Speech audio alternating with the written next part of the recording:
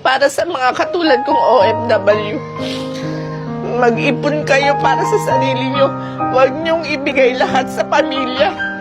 Kasi hindi kayo nakakasiguro na pag tumanda kayo at wala na kayong pera, aalagaan kayo ng mga yan. Katulad ng nangyari sa akin, nung wala na akong pera, halos kaaway na ang turing sa akin. Parang ang sama-sama ko na.